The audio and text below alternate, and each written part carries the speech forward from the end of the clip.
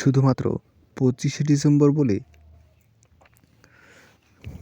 খ্রিস্টিয়ানদের বড়দিন বা Christmas day যেটাই বলুন, সেই হিসেবে পিঠে পুলি খাওয়া হয় এ কথা আপনারা মানতে পারেন, কিন্তু এছাড়া সবাই পিঠে পুলি এমনিতেই খাবে সেটা এখন দেখতে পাচ্ছি বা দেখতে পারলেন।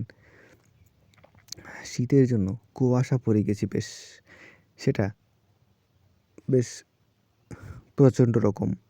আর এদিকে আমার গুড্ডু তার প্রেমিকের পরনের পোশাকটা ছিঁড়ে ফেলছে, যেটা আমি পরিয়ে দিয়েছিলাম।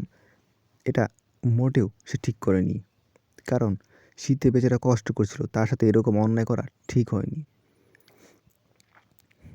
অনুষ্ঠানে এলে এই ফ্রি চা অনেক সময় খাওয়া যায়, কিন্তু সেটা আমরা জানি না আর কোথাও দেয় কি না ঠিক জানা নেই, তবে এখানে দেয়, যেটা ভালো একটা বিষয়। তোমরা কেন গেছো?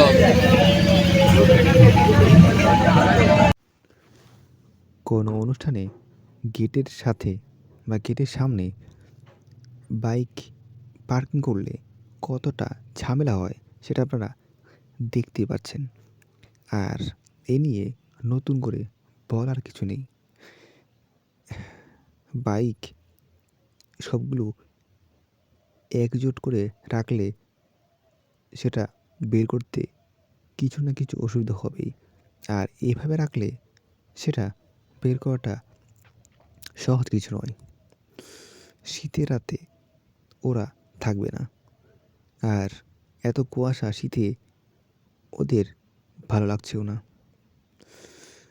তাই যাওয়ার জন্য মন স্থির করেছে বিধায় দুর্জয়তরণী দাস চলে যেতে চাইছে, আর ওর সাঙ্গপাঙ্গ বা বন্ধুরা ওরাও থাকতে চাইছে না। বাইক রেডি করে যাবার জন্য অত্যন্ত উৎসুক হয়ে পড়ল, আর আমি ওদেরকে বিদায় দেওয়ার জন্য হ্যান্ড শেক করে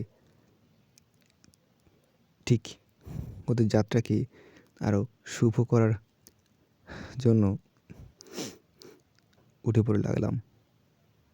সহজ কথা এ শব্দ বলতে পারতাম, মুখে সহজ শব্দ আজকাল আসছিল না। যাই হোক, ওরা চলে গেল, আর আমি শুয়ে পড়লাম।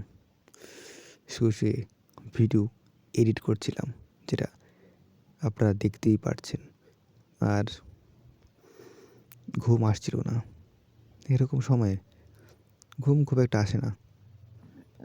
প্রচণ্ড শীতে কার এত ঘুম পায়?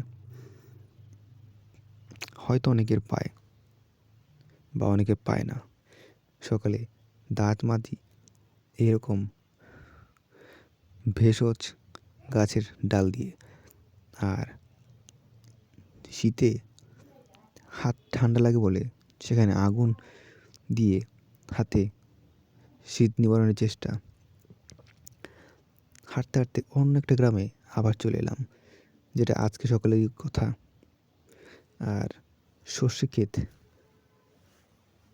সামনে দেখতেই পারছেন। রোড ছোট হলেও এখানকার গাড়িও ঠিক তেমনি ছোট। কথার মাঝে মাধুর্য না হলে ঠিক ভালো লাগে না। আজকাল কী হয়েছে বলতে পারি না, কথায় মাধুর্য নেই। যাই হোক, ছোট ব্লগ এখানে শেষ করছি, পরের বার আবার দেখা হবে। নমস্কার, সত শ্রী আকাল, সালাম।